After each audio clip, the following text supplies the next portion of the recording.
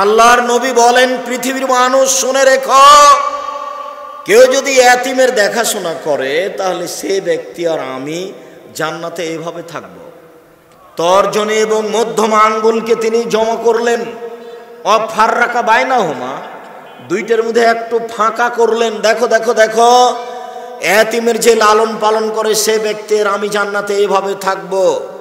তর্জনী মধ্যমায় দুটি আঙ্গুল দিয়ে ইশারা করলেন, মধ্যে একটু ফাঁকা রাখলেন। এখানে আর একটা কথা আছে, আল্লাহ নবী বলছেন কেউ যদি দুইটা বেটির লালন পালন করে, মেয়ের শিক্ষা দীক্ষা দেয়, বিবাহ শাদী দিয়ে দেয় বাপ হয়ে, তাহলে আমি মুহাম্মদ সাল্লাল্লাহু আলাইহি ওয়াসাল্লাম আর ওই বাপ জান্নাতে একসাথে থাকবো। তখন আঙ্গুল দুটি দেখালেন, তখন জমা করে দিয়েছে। মেয়ের লালন পালনের দাম বেশি। 10টা ছেলেকে মাস্টার ডিগ্রি পাস করালে জান্নাত হবে, এ কথা মুহাম্মদ সাল্লাল্লাহু আলাইহি ওয়াসাল্লাম বলেননি। পড়াতে হবে, আপনি বাধ্য, তাই পড়াচ্ছেন। জন্ম দিয়েছেন, পড়াবেন, আপনি বাধ্য। এর বিনিময়ে জান্নাত হবে, এই কথা মুহাম্মদ সাল্লাল্লাহু আলাইহি ওয়াসাল্লাম বলেননি। বড় ওকে লাঠি দিয়ে পিটাতে হবে, এই কথা মুহাম্মদ সাল্লাল্লাহু আলাইহি ওয়াসাল্লাম বলেন। কিন্তু দুইটা মেয়ে লালন পালন করেন, তখন বিনিময় জান্নাত। তখন আঙ্গুল দুটি আল্লাহ রাসূল কিভাবে দেখালেন বলেন তো? মনে থাকবে না মনে? তখন জমা হয়েছিল। আর যখন দেখাচ্ছিলেন এতিম, আর যখন দেখাচ্ছিলেন এতিম, তখন একটু ফাঁকা করেছিলেন। অলিয়াতামা, এতিমের লালন পালন। আনাস রাদিয়াল্লাহু তাআলা আনহু বলেন, যা রাজুলুন নবী সাল্লাল্লাহু আলাইহি শাকা কলবহু কাসওয়াতা কলবিহি, আল্লাহর নবীর নিকটে একটা লোক এসে বলল, আল্লাহর নবী, আমার অন্তরটা খুব শক্ত, মানুষ টাকা পয়সা চাইলে দিতে পারি না, কৃপণতা চেপে ধরে, ভেতরে কোনো মায়া মহব্বত বোঝা যায় না। এইখানে আর একটা বাক্য বলে রাখছি, যেটা আরো 2-1 দিন বলেছি, মনে আছে? এই ছেলে শোনো, তোমাকে বলছি, আজ থেকে বাড়িতে বের হলে তুমি তোমার মাকে বলে দিও, আম্মা কিছু খুচরা টাকা আমার পকেটে দিবেন, 5-10 টাকা 20 টাকা। ফকির ভিক্ষা চাইলে আমি যেন বের করে দিতে পারি। ফকির ভিক্ষা চাই, তখন আমার পকেটে 500 টাকা নোট থাকে, আমি তখন বলি আমাকে মাফ করো। আমি ফকিরের কাছে কত ক্ষমা চাইবো মা, আপনি আমাকে কিছু খুচরা টাকা দিয়েন। তার আপনাকে বলছি, স্ত্রীকে বলে দিয়েন তার স্বভাব পরিবর্তন করতে হবে। স্ত্রীর স্বভাব হতে হবে আপনার মায়ের মতো। আপনার মা 16 জন মানুষের ভাত রান্না করতে কোনোদিন ভারী মনে করেনি। আপনারা ছিলেন 10 ভাই বোন, বাড়িতে ছিল 2 জন কিষান কামলা, 12 জন। তারপরে আপনার বাপ মা 14 জন। আপনার বাপের অভ্যাস ছিল মসজিদ থেকে ফকির ধরে আনা, 2 জন ফকির ধরে নিয়ে এসছে রাতে। 16 জন মানুষের ভাত রান্না করতেন আপনার মা, ঢেঁকিতে ধান বেয়ে কোনোদিন ভারী হয়নি। আপনার স্ত্রী যেখানে ভাত রান্না করে সেখানে শোকে সব কিছু আছে, ফ্রিজে। রাত 10টা 11টার সময় আমাকে নিয়ে গেছেন, গিয়ে বলছেন খালেদা উঠো, মেহমান আছে। তখন আপনার স্ত্রী নাক সিটকে নিয়ে বলছে, হ্যাঁ বাজার থেকে মেহমানকে খাওয়িয়ে নিয়ে আসনি, এখন বিরক্ত করো। এই কণ্ঠ যদি আপনার মা শুনতে পায়, 80 বছর বয়স, ঘরে শুয়ে আছে ওইদিকে, তাড়াহুড়া করে আপনার মা উঠে আসবেন, এসে বলবেন থাক বেটা, বউ মাকে উঠেছে না বেটা, আমি ঠিক করে দিছি। এই কথা আপনার মা বলতে পারে, আপনার বউ নাক সিটকানি দেয়। আমি বউকে তালাক দিতে বলিনি, তবে বউ স্বভাব পরিবর্তনের জন্য অনুরোধ জানিয়েছি। চেষ্টা করেন, কোন সময় 150 চাউল রান্না করবেন, আপনার মা 3 কেজি চাউল রান্না করে দেন, 3 সের। আপনারা খেতেন, মেহমান খেত, ফকিরনি খেত, রাতে গরুতে খেত, আপনি 150 চাউল রান্না করেছেন।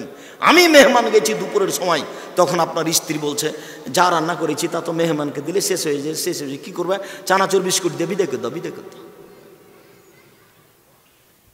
এই স্ত্রীর নীতি স্বভাব পরিবর্তন করতে হবে।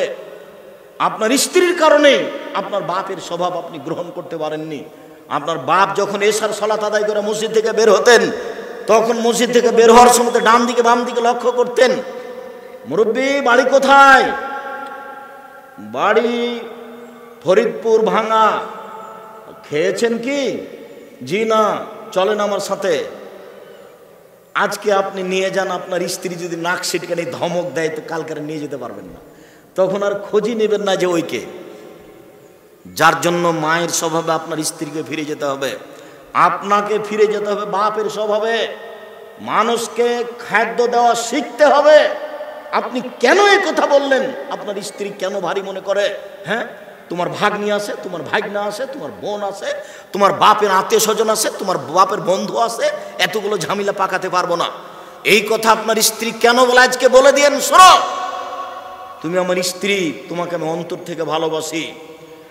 আমি একাই আমার রুজি খাচ্ছিলাম, আমার হাত দিয়ে আল্লাহ আমাকে শুধু রুজি দিচ্ছিল। তুমি এসেছ, আমার হাত দিয়ে আল্লাহ রুজি দেয় দুইজনকে, তোমাকে আর আমাকে। আমাদের ছেলে মেয়ে হলো দুইজন, এখন আল্লাহ রুজি দেন আমার হাতে চারজনকে। আমার ভাগ্নি আছে, আমার হাত দিয়ে রুজি দিবেন পাঁচজনকে। আমার ভাগনা আছে, রুজি দিবেন ছয়জনকে। আমার বোন আছে, রুজি দিবেন সাতজনকে। আমার ভগ্নিপতি আছে, রুজি দিবেন আটজনকে। আমার বাপের একজন বন্ধু এসেছেন, রুজি দিবেন 9 জনকে। সব রুজি আল্লাহ আমার হাত দিয়ে দিবেন। বলো তুমি রুজি আল্লাহ বাড়ালেন না কমালেন? তুমি কেন সংকীর্ণতায় যাবা? সংকীর্ণতায় তুমি যাবা কেন? তোমার মাথায় কথায় টেনশন। রুজি আল্লাহ দিবেন। তুমি আজকে বলে দিবে আম্মা চিন্তা করবেন না, আপনাকে পৃথক হতে হবে না। আপনি আমার কাছে খাবেন, আব্বা আমার কাছে খাবে, বোন আমার কাছে খাবে, ভাগনা আমার কাছে খাবে, ভাগ্নি আমার কাছে খাবে, দুলা ভাই আমার কাছে খাবে, আমার বাপের যত আত্মীয় স্বজন আছে সব আমার কাছে খাবে। চিন্তা করবেন না, আল্লাহ ব্যবস্থা করে দেবে। আপনি 3 মাস পদক্ষেপ নেন, বরকত বেশি হয়েছে। বরকত ভিন্ন জিনিস, রুজি ভিন্ন জিনিস। কতবার বললাম, রুজি ভিন্ন জিনিস, বরকত ভিন্ন জিনিস। প্রত্যেকটা জিনিসে বরকত আছে। এই টেবিলটা তো বরকত আছে। টেবিল একটা জিনিস, এতে বরকত আছে। কি আব্দুর রাজাক সাহেব বরকত বুঝতে পারলেন না? আপনার দাদার হাতের একটা টেবিল বানানো আছে, 50-60 বছর থেকে আছেই। আপনার বাপ বা আপনি একটা কাল টেবিল বানিয়েছেন, টেবিলটা বানিয়ে এখানে রেখেছেন, বই শুধুমাত্র মিস্ত্রিটা বের হয়েছে, আর উপরে একটা বস্তা ছিল, টেবিলের উপরে পড়ে টেবিলটা ভেঙে গেল। বুঝাতে পারলাম না? তার নাম বরকত। ওটা তা আছে, এতে বরকত নেই। রুজি ভিন্ন জিনিস, বরকত ভিন্ন জিনিস। আল্লাহ নবী বললেন ফাকদিরহুলি ওয়া ইয়াসসিরহুলি ওয়া বারিক লি ফিহি। আল্লাহ এই কাজ আমাকে করতে দাও, এই কাজে আমাকে এতে বরকত দাও, এই কাজ আমার জন্য সহজ করে দাও। 3টা কথা লাগবে। বগুড়া জজের সাথে আমার 10 লক্ষ টাকার চুক্তি হয়েছে, আমার ভাইকে ছেড়ে দিবে। আমি 10 লক্ষ টাকা জজের হাতে দিয়ে দিয়েছি। আমি এখন শক্তিশালী, আমি এখন পারবো, কিন্তু কাজটা সহজ হয়নি। জজ আসছিল, রাস্তায় গাড়ি অ্যাক্সিডেন্ট হয়ে হাত ভেঙে গেছে, জজ আসলেন না, এজলাসে বসলেন না, সিদ্ধান্ত হলো না। তার মানে কাজ সহজ হলো না। টাকা দিয়েছি, সক্ষম হয়েছি, জজ এসে বসেছেন, কাজ সহজ হয়েছে। আমার ভাইকে ছেড়েও দিয়েছেন, জেল থেকে বের হয়ে গেছে, গেট থেকে বের হতে না হতেই আবার আটকা পড়েছে, বরকত হলো না। বোঝাতে পারেনি। আল্লাহ নবী এভাবে বলছেন, আল্লাহ কাজ করতে সক্ষম করো, কাজ সহজ করে দাও, কাজে বরকত দাও। কাজে এই কথা আপনাকে মনে রাখতে হবে। অন্তর খুব শক্ত আল্লাহর নবী। তখন আল্লাহ রাসূল বলছেন, শোনো শোনো শোনো, আতিমিত তমাল মিসকিন, দুস্থ গরিব ফকির মিসকিনকে খেতে দাও। অমসারা আসাল এতিম, এতিমের মাথায় হাত বোলাও, এরিক্য কালবুক, তাহলে অন্তরটা নরম হয়ে যাবে। ফকিরকে ভিক্ষা দেওয়া সহজ হবে। কমি খারেজি মাদ্রাসা একটু দান চাইলে সহজে 5 কেজি দান বের করে দেওয়া যাবে। আবার তখন কাজের লোককে বলা যাবে না, এই শোনো, ওই চিটা পাতান ধানগুলো আছে, আসলে 10 কেজি দিয়ে দিস তো। এটা আপনার আর তখন অন্তর থেকে আসবে না। কেন? উপর থেকে ওটা বন্ধ হয়ে গেছে। বুঝাতে পারলাম না মনে হয়। অন্তর নরম হবে 2 কাজ করলে। কি? 1, আমি বলিনি, মুহাম্মদ সাল্লাল্লাহু আলাইহি ওয়াসাল্লাম বলেছেন। 1, ফকির মিসকিনকে খেতে দাও। 2, এতিমের মাথায় হাত বলা। যেটা আমার মা চাচি, আপনার মা চাচি বলতেন এতিমের মাথায় হাত দাও, এটা আল্লাহ রাসূলের কথা, এমনি স্বাভাবিক কথা নয়। আলিয়াতামাল মাসাকিন, ফকির মিসকিনকে খেতে দাও, ওর সাথে সদাচরণ করো। ফকির মিসকিনকে খেতে দিলে একসাথে 3টা নেকি হবে, 3টাই জটিল। 1, কাল মুজাহিদ, যুদ্ধ করলে যে নেকি হয়, ফকির মিসকিনকে খেতে দিলে সে নেকি হবে। 2, আল কায়েম, রাতে তাহাজ্জুদ পড়লে যে নেকি হয়, ফকির মিসকিনকে খেতে দিলে সে নেকি হবে। 3 অসায়েম, নিয়মিত নফল রোজা থাকলে যে নেকি হয়, ফকির মিসকিনকে খেতে দিলে সে নেকি হবে। প্রত্যেকটার বিনিময়ে ভিন্ন ভিন্ন জান্নাত। মুজাহিদ জান্নাতে চলে গেছে, রাতে তাহাজ্জুদ পড়ে জান্নাতে চলে গেছে, মানুষ যখন ঘুমিয়ে, দামি জান্নাত। 3 নফল সিয়াম, নফল রোজা, দামি জিনিস। ইবাদতের জগতে সবচেয়ে দামি ইবাদত হলো সিয়াম, রোজা। তাহলে 3টেরই ভিন্ন ভিন্ন মর্যাদা, জান্নাত। এবার একসাথে 3টার নেকি পাবো কি করলে? ফকির মিসকিনকে খেতে দিলে। ভুলেও কোনোদিন রাগ করবেন না, মেজাজ তো আপনার খুব কড়া। দরজায় ফকির বসে আছে, মোটর সাইকেল নিয়ে ঢুকছিলেন, জায়গা একটু কম, শরত শরত ভিড় জমায় এখানে, দুপুরের টাইমে, খাওয়ার টাইমে ঝামেলা পাকাচ্ছে। এই কথা যদি আপনার মা শুনে নাই, তাহলে বলবে থাক বেটা থাকবে, তোর বিরক্ত হোক কেন, ওকে একটু খেতে দিলি চলে যাবো। আপনি বলছেন এভাবে, আর আপনার মা বলছে এভাবে। কি পড়াশোনা শিখলেন? কোনটা হলো এটা? খালি চিল্লা চিল্লি করলে হবে অমুকের চরিত্র ফুলের মতো পবিত্র, এভাবে হবে? ভুলেও কোনোদিন ফকির মিসকিনের উপরে রাগ করবেন না, যতবার চাচ্ছে চাক। আর মুরব্বী আপনাকে বলছে, স্ত্রীকে বলে দিন খুচরা টাকা নিয়ে বের হতে হবে বাড়ি থেকে, 50টা 100টা 200টা, যত ফকির মিসকিন আসবে 10টা করে দিবেন, 5টা টাকা করে দিবেন, প্রস্তুতি নিয়ে বাড়ি থেকে বের হবেন। কেন আপনি বলেন মাফ করো? কেন বলবেন মাফ করো? কি অসুবিধা এত মাফ করো বলবেন কেন? সে যেই হোক, যে ভিক্ষা চাচ্ছে, অভিজ্ঞশালী হোক, ঘোড়ায় চড়ে আসুক না কেন, চাইলে দিবেন। যখন নিজে থেকে কাউকে দিতে যাবেন, খেতে দিবেন, তখন দেখতে হবে পরহেজগার কিনা। বুঝাতে পারলাম না কথা? যে খেতে চেয়েছে ও পরহেজগার কিনা এটা দেখার সুযোগ নাই, কিন্তু আপনি নিজে থেকে যাকে খেতে দিবেন দাওয়াত দিয়ে, তাকে কেমন হতে হবে? পরহেজগার। আল্লাহ রাসূল বলছেন, লা তুতমু তাওমাকিল্লা তাকিয়া, পরহেজগার ছাড়া তোমার খাদ্য যেন না খায় কেউ, ফাসিক যেন তোমার খাদ্য না খায়। আর ও ভিক্ষুক, ও হিন্দু হোক, মুসলমান হোক, বৌদ্ধ হোক, খ্রিস্টান হোক, চামার হোক, ডোম হোক, মুচি হোক, মেথর হোক, মদ খায়, ও আপনার কাছে খেতে চেয়েছে, আপনি সহযোগিতা করেন। ভিক্ষে চেয়েছে, সহযোগিতা করেন। নিজে থেকে যখন আপনি খাওয়ার দিবেন, তখন আপনি পরহেজগার খুঁজবেন, নইলে রাসূলকে অমান্য করা হবে। সম্মানিত দিনী ভাই বোন, অল ইয়াতামা ওয়াল মাসাকিন অল জারিজিল কুরবা, নিকট প্রতিবেশীর সাথে সদাচরণ করো। অল জারিল জুনুব, দূর প্রতিবেশীর সাথে সদাচরণ করো। প্রতিবেশী সংক্ষিপ্ত, এই কথাই ছিল লম্বা, এরপরও কারণবশত সংক্ষিপ্ত করতে হচ্ছে। রাসূল সাল্লাল্লাহু আলাইহি সাল্লাম বলেন, আল্লাহ লা ইয়াদখুলু, আল্লাহর কসম জান্নাতে যাবে না। আল্লাহ লা ইয়াদখুলু, আল্লাহর কসম জান্নাতে যাবে না। আল্লাহ লা ইয়াদখুলু, আল্লাহর কসম জান্নাতে যাবে না। কিলা মানি ইয়া রাসূলুল্লাহ, কে জান্নাতে যাবে না সেটা তো বলবেন। যাবে না কে? আপনি যে বলছেন আল্লাহর কসম যাবে না, আল্লাহর কসম যাবে না, আল্লাহর কসম যাবে না, কে যাবে না?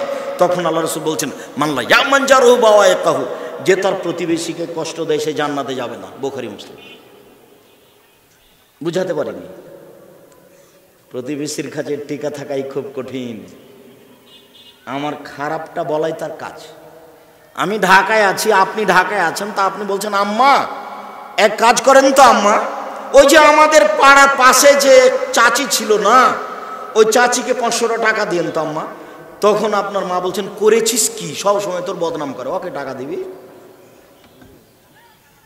জামা ওকে দিতে হবে। চাঁপাইনবাবগঞ্জের ভাষাতে বলে, শত্রুকে বড় পিঠে বসতে দিতে হয়। এই ভাষা বুঝেন কি না, যাকে ভাষা বোঝানোর দরকার নাই। প্রতিবেশীকে খারাপ লাগছে এ কথাই ঠিক, এরপরেও তাকে সহযোগিতা করতে হবে, খেতে দিতে হবে, এ কথাই ঠিক, তার নাম প্রতিবেশী। আবু হুরায়রা রাদিয়াল্লাহু তাআলা আনহু বলেন, রাসূল সাল্লাল্লাহু আলাইহি ওয়াসাল্লাম বলেছেন, মান কানা ইউমিনু বিল্লাহি ওয়াল ইয়াউমিল আখির ফালা ইউজিরাহু, যে ব্যক্তি আল্লাহকে বিশ্বাস করে, পরকালকে বিশ্বাস করে, সে যেন প্রতিবেশীকে কষ্ট না দেয়। আয়েশা রাদিয়াল্লাহু তাআলা আনহা বলেন, রাসূল সাল্লাল্লাহু আলাইহি সাল্লাম বলেছেন, লা তাজালু জিবরাইল ইউসিনি বিল জারে, জিবরাইল যখনই আসেন তখনই বলেন প্রতিবেশীর সাথে ভালো আচরণ করবেন। জিবরাইল যখনই আসেন তখনই আমাকে বলেন প্রতিবেশীর সাথে ভালো আচরণ করবেন। জিবরাইল যখনই আসেন তখনই বলেন প্রতিবেশীর সাথে ভালো আচরণ করবেন। জানান তো, আমি মনে করলাম, বলার কারণে মনে করলাম, এত বলতে লাগলেন, বলার কারণে মনে হচ্ছে সয়রসহ, কখন এসে বলবেন যে জমি দিয়ে দিতে হবে, ভাগ দিতে হবে। বাক্য বুঝা গেল? মানে জিবরাইল এত বলাতে মনে হচ্ছে যে কখন এসে জিবরাইল আমাকে বলবেন যে প্রতিবেশীকে কি দিতে হবে, জমির ভাগ দিয়ে দিতে হবে। জমির ভাগ তো আমার ভাই পাবে, জমির ভাগ তো আমার বোন পাবে। জানি না বাপ মরার পরে আপনাদের এলাকাতে জমি ভাগ হওয়া দেরি হয় নাকি। বুঝেও বুঝে না ওরা অন্তর আছে, বুঝে না। দেখেও দেখে না ওরা চক্ষু আছে, দেখে না। শুনেও শুনে না ওরা কান আছে, শুনে না। উলায়েকা কালানাম, তারা পশু প্রাণীর মতো, তারা গরু ছাগলের মতো, তারা কুকুর শ্রীগালের মতো। বাল হাজাল, বরং তার চেয়ে খারাপ। কুকুর শ্রীগালের চেয়ে খারাপ মানুষ, কুকুর শ্রীগালের চেয়ে খারাপ কে? তোমার বাপ। আব্দুর রাজ্জাক সাহেব, আপনাকে খুব সম্মান করে, এভাবে কষ্ট দিয়ে না, দুঃখিত। আমি তোমাকে কষ্ট দিতে চাইনি।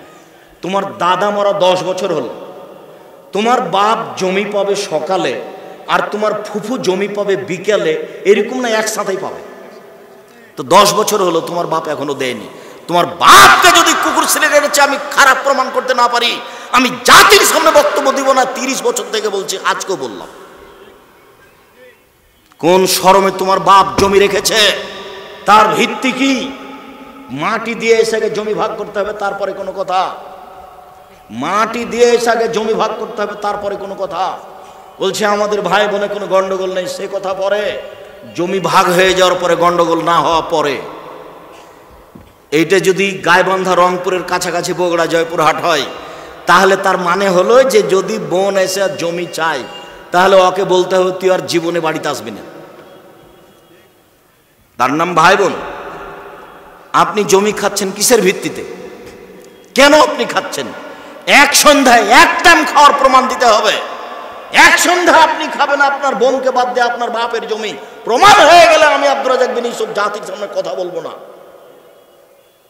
এক সন্ধ্যা আপনার খাওয়ার প্রমাণ কি? আপনি হলেন বাপের বেটা আর ও হলো বাপের বেটি। পার্থক্যটা বের করেন আপনি। কোথায় দেরি হলো কেন? এটাই কুসংস্কার, এটা নোংরা রীতি। 24 ঘন্টায় জমি ভাগ করে দিতে হবে, মাটি দিয়ে আগে জমি ভাগ করতে হবে, তারপরে খাওয়া। অর্থ সম্পদ ভাগ করতে হবে। আপনি আপোষ করতে পারেন, বোনেরাকে বলতে পারেন যে আপা, এটা তো আমরা বাপের ভিটাতে বাড়ি বাস করে আছি, এখানে আপনাদেরকে দিলে তো আমাদের বসবাসে অসুবিধা হবে, তো দেখেন অন্য জায়গাতে এর পরিবর্তে আপনারা নেন। তখন একটা বুঝ ভাই বোন মিলে হবে, সেটা ভিন্ন জিনিস। ভাই বোনের আপোষ ভিন্ন জিনিস। কোনোদিনই সে আসতে পাবে না, জমির কথা বললেই সে খেপে যায়। ই আবার কোন আচরণ? বুঝেও বুঝে না ওরা অন্তর আছে, বুঝে না। দেখেও দেখে না ওরা চক্ষু আছে, দেখে না। শুনেও শুনে না ওরা কান আছে, শুনে না। উলায়েকা কালানাম, তারা পশু প্রাণীর মতো, তারা গরু ছাগলের মতো, তারা কুকুর শ্রীগালের মতো। বাল হাজাল, বরং তার চেয়ে খারাপ। এ কথা আমি বলিনি, এ কথা আল্লাহ বলছে। সম্মানিত দিনী ভাই বোন, আবু হুরায়রা রাদিয়াল্লাহু তাআলা আনহু বলেন, রাসূল সাল্লাল্লাহু আলাইহি ওয়াসাল্লাম বলেছেন, আউয়াল খাসমি ইয়াউমাল কিয়ামাহ জারান। বিচারের মাঠে প্রথম 2 জনের বিচার হবে, ছিল 2 প্রতিবেশী। আব্দুর রাজ্জাক সাহেব, থামেন থামেন থামেন। আমরা আপনার মুখে একাধিক দিন বক্তব্য শুনেছি, তাতে প্রথম বিচার হবে নামাজের, সালাতের। আর আপনি আজকে বলছেন প্রথম বিচার হবে 2 প্রতিবেশীর। বুঝাতে পারলাম না, একটু বুঝিয়ে বলবেন কি? হ্যাঁ, আল্লাহর হকে প্রথম বিচার হবে সালাতের, নামাজের। আর মানুষের যে পরস্পর একটা হক অধিকার আছে, এই হক অধিকারে বিচার মাঠে প্রথম বিচার হবে কিসের? 2 প্রতিবেশীর। এটা আমি বলিনি, এ কথা মুহাম্মদ সাল্লাল্লাহু আলাইহি সাল্লাম বলেন। রাসূল সাল্লাল্লাহু আলাইহি ওয়াসাল্লাম বলেন, একজন লোক এসে বলছে, আল্লাহর নবী, কাইফা আলামু ইন্নী আসাতু আহসান্ত, আমি কি দিয়ে বুঝবো আমি ভালো মানুষ? আমি কি দিয়ে বুঝবো আমি খারাপ মানুষ? আল্লাহর নবী, আমি কি দিয়ে বুঝবো আমি ভালো মানুষ? আমি কি দিয়ে বুঝবো আমি খারাপ মানুষ? তখন আল্লাহ রাসূল উত্তর দিচ্ছেন, দেখেন, এই ছেলে, কি করছো, এদিকে খেয়াল করো। উত্তর, এজা সামিতা মিন জিরেনা ক্যাকুলো আহসানতা ফাকাদ আহসানতা। যখন তুমি তোমার প্রতিবেশী থেকে শুনবে তুমি ভালো, তখন তুমি ভালো। ওই যে সামিতা মিন আসাতা ফাকাদ আসাতা। আর যখন তোমার প্রতিবেশী থেকে তুমি শুনবে তুমি খারাপ, তখন তুমি খারাপ। এবার যদিও স্বাভাবিক গতি, পৃথিবীর যা গতি, তাতে ভালো মানুষকে প্রতিবেশী খারাপ বলে উল্লেখ করে, তবে তা অস্থায়ী। আল্লাহ রাসূল এইভাবে বললেন, প্রতিবেশী যদি তোমাকে ভালো বলে তাহলে তুমি ভালো, প্রতিবেশী যদি তোমাকে খারাপ বলে তাহলে তুমি খারাপ। রাসূল সাল্লাল্লাহু আলাইহি ওয়াসাল্লাম বলেন, আর চারটা জিনিস আছে যার সুখময় জীবন তার, চারটা জিনিস আছে যার সুখময় জীবন তার, চারটা জিনিস আছে যার সুখময় জীবন তার। এক, আল জারুস সলে, ভালো প্রতিবেশী। দুই, আল মারাতু সলে, ভালো বউ, ভালো স্ত্রী। তিন, আল মারকাবুল হানি, একটা ভালো গাড়ি, সাইকেল হলো ভালো হতে হবে, উঠার সাথে সাথে চেন পড়ে গেছে, এটা ভালো নয়। চার, আল বাইতুল ওয়াসে, প্রশস্ত ঘর, অন্তত মেহমান যে ঘরে বসবে সেটা বড় হতে হবে, 5 জন 7 জন 10 জন লোক একসাথে যেন বসে খেতে পারে। জীবনে আপনার মেহমান খাড়াতে লোকই বসে না, তো এটা কথা হলো? আজ থেকে আপনার স্ত্রীকে বলে দিন আপনার মায়ের স্বভাবে ফিরে যেতে হবে, মাঝে মধ্যে বাড়িতে মেহমান ফকির মিসকিন খাবে। 3 দিন যদি ফকির বাড়িতে না আসে, খেতে না চাই, তাহলে স্ত্রীকে বলবেন, এই শোনো খালেদা, শোনো, ব্যাপারটা কি আমি বুঝতে পারি না কিছু গো, ওপরে নড়চড় হয়ে গেল নাকি, ফকির কেন আসে না, ফকির কেন কে খেতে চায় না, এর দাম আছে, আপনাকে যদি আমি বুঝাতে না পারি অক্ষম। ফকিরকে অনীহা করতে হবে না, খেতে দিতে শিখতে হবে, এই কথাই ঠিক। রাসূল সাল্লাল্লাহু আলাইহি সাল্লাম বলেন, রাসূল সাল্লাল্লাহু আলাইহি সাল্লামকে বলা হলো, আল্লাহর নবী, ইন্না ফুলানাতান তুজকারু মিন কাসরাতে সালাতিহা সামিয়া সাদাকাতিহা গায়রুহা তুজ জিরানা বিলিসানিহা। আল্লাহর নবী, অমুক মহিলার ব্যাপারে বলা হচ্ছে ও বেশি বেশি সালাত আদায় করে, 1, 2 বেশি বেশি সিয়াম পালন করে, নফল রোজা 2, 3 বেশি বেশি দান খায়রাত করে, তবে জিভা দিয়ে মানুষকে কষ্ট দেয়, ও মুখ দিয়ে মানুষকে কষ্ট দেয়। আল্লাহ রাসূল বলেন, হে ফিন্নার, ও জাহান্নামে যাবে। উপস্থিত দিনী বৈঠকের মুসলিম বোন, হাঁটছেন কেন? কথা শেষ হয়েছে, আমি তো শেষে চলে এসেছি। আপনার কথা বুঝে আসে না?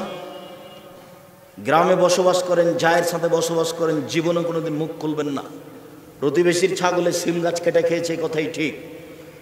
প্রতিবেশীর ছাগলে আপনার গাছপাতা নষ্ট করেছে, এই কথাই ঠিক। প্রতিবেশীর গরু ছুটে গিয়ে আপনার জমিতে ধান খাইছে, এই কথাই ঠিক। সিম গাছে সিম ধরে ধরে, এই সিম গাছ প্রতিবেশীর ছাগলে কেটে দিয়েছে, এটা সহ্য করা কঠিন, এই কথাই ঠিক। এরপরেও মুখ খুলবেন না। আল্লাহ নবী বলছেন, তাহাজ্জুদ পড়ে জান্নাত হবে না। দান খায়রাত করে ইবাদতের জগতে সবচেয়ে দামি, শক্তিশালী, পাওয়ারফুল ইবাদত দান। এরপরেও যদি মুখ খারাপ থাকে তাহলে জান্নাত হবে না। আল্লাহ নবী, অমুক মহিলা বেশি বেশি সালাত আদায় করে না, কম কম করে, বেশি বেশি সিয়াম পালন করে না, কম কম করে, বেশি বেশি দান খায়রাত করে না, করা। 24 ঘন্টা অন্তত সূরা ইখলাস 3 বার পড়বেন, নিজেকে বাঁচাবেন। 4, মানুষের জীবনে 4 নম্বর জরুরি কাজ হচ্ছে, 2 জন যেখানে বসে আছে সেখানে বসবেন না। 2 জন দোকানের সামনে বসে ল্যাংটা মেয়ে দেখছে, কলিজা ঠান্ডা করছে, চোখ খুব ঠান্ডা করছে, আপনি ওখানে বসবেন না। কেন? ওইখানে একজন বলছে, এই জানিস রে ওই খুব খারাপ, তখন আপনি গিয়ে যদি বলেন, হ্যাঁ ঠিক বলেছিস, আসলেই খারাপ, এবার তাহাজ্জুদ পড়ে জান্নাত কিনেন দেখি। তাহলে 4টে জরুরি অনুরোধ করলাম, মনে থাকবে না মনে হয়। 1, 5 ওয়াক্ত সালাত, 2, হালাল রুজি, 3, কোরআন তেলাওয়াত, শেষ পর্যন্ত সূরা ইখলাস। কিছু যদি না পারি, সূরা ইখলাস বুঝেন, কুল হুয়াল্লাহু আহাদ কয়বার? 3 বার। তাহলে কি হবে? 1 বার কোরআন মাজিদ পড়ার সময় নেকি হবে। বিশাল ব্যাপার, নেকিতে একবারে ব্যাগ ভর্তি করে নেন। আল্লাহর অভাব নাই, নেকি দিয়ে আপনার বাড়ি ঘর পূর্ণ করে দেবেন আল্লাহ, নেকির অভাব নাই। নেন 1 মিনিটে 3 বার, 1 মিনিটে 3 বার, প্রতি 1 মিনিটে 1 বার কোরআন মাজিদ পড়া, নেন, কোনো সমস্যা নেই। ওটা আল্লাহ নবী বলেছেন, আমাদেরকে এখানে কিছু বলারও নাই, করারও নেই। মুহাম্মদ সাল্লাল্লাহু আলাইহি সাল্লাম যা বলেছেন তাই বলছি। পরের কথাটি, জামিয়া সালাফিয়ার জন্য আন্তরিকভাবে দোয়া করবেন। আমার জীবনে বড় স্বাদ, আমি উন্নত মানের প্রতিষ্ঠান গড়বই ইনশাআল্লাহ। যেখানে ছেলে মেয়ে বাংলা, ইংরেজি, আরবি উন্নত মানের শিক্ষা অর্জন করে জাতির অন্যায়ের বিরুদ্ধে লড়বে মুখে কলমে মিডিয়ায়, সে অপেক্ষায় আমি আছি। 2 প্রতিষ্ঠান আপাতত 4000 ছেলে মেয়ে পড়াশোনা করে, ভিন্ন ভিন্ন অবস্থানে জায়গায় তারা থাকে, প্রায় সবাই আবাসিক। প্রতি মাসে বেতন লাগে প্রায় 24 লক্ষ। নির্মাণের কাজ হচ্ছে। যেইটা জামিয়া সালাফি রূপগঞ্জ, নারায়ণগঞ্জ, ঢাকা, সেখানে একটা মসজিদ তৈরি হবে, যার একতলাতে মুসল্লি ধরবে 10,000। 200 শতক জমি বরাদ্দ করা হয়েছে মসজিদের জন্য। আর যেটা আপনার বাড়ির পাশে রাজশাহীতে, সেটা হলো 90 শতকের উপরে, যেখানে 3000 মানুষ একসাথে সালাত আদায় করতে পারে, যে কোনো সব দেখে আসতে পারেন। দোয়ার জন্য অনুরোধ জানাচ্ছি। উপরে কবুল হয়ে গেলে সব সহজ, আর যদি উপরে কবুল না হয়, সারা দুনিয়া মিলে যদি চেষ্টা করি লাভ হবে না। অতএব দোয়ার জন্য অনুরোধ থাকছে। আর জামিয়া সালাফের মুখপাত্র পত্রিকা মাসিক আল ইতেসাম পত্রিকা 20-25 টাকা আপনার কাছে যেন বড় মনে না হয়, আপনি নেবেন, এটা আমার বিনীত অনুরোধ। ব্যয়বহুল খরচ আছে, অনেক শ্রম মাসিক আল ইতেসাম পত্রিকার পিছনে। সাথে সাথে আরও যেসব বই আছে, কে বড় ক্ষতিগ্রস্ত স্টেজে বই, ও ক্যালেন্ডার আছে, সকাল সন্ধ্যার দোয়া 50 টাকা মূল্য, খুবই সুন্দর। আবার সারাদিনের দোয়া, সলাতের পরের দোয়া, আর এবং দৈনন্দিনের ক্যালেন্ডার তারিখের, সেগুলো নিয়ে যাবেন। ক্যালেন্ডারটা ভুলে যাবেন না। 50 টাকা বড় কিছু নাই, আপনি সব সময় দেখতে পাবেন সকাল সন্ধ্যার দোয়া আর সলাতের পরের দোয়া। বইগুলি সবাই সংগ্রহ করবেন। আমার দিনী বোন যারা আছেন তারা আপনারা অপেক্ষা করুন, বইগুলো সংগ্রহ করুন। আপনার জন্য আদর্শ নারী আছে, আদর্শ পরিবার আছে, কেন এই নির্যাতন কি তার প্রতিকার আছে, সমঅধিকার নয় মর্যাদা চাই, এইটা আছে।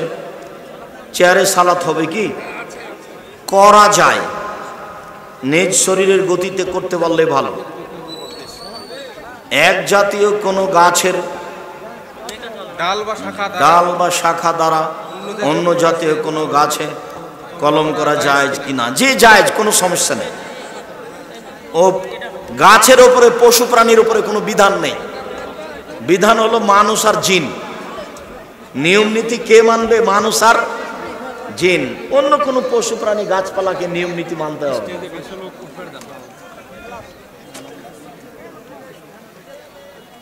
আপনারা কেউ স্টেজে আসি, পাশ থেকে বই পুস্তক নেবেন।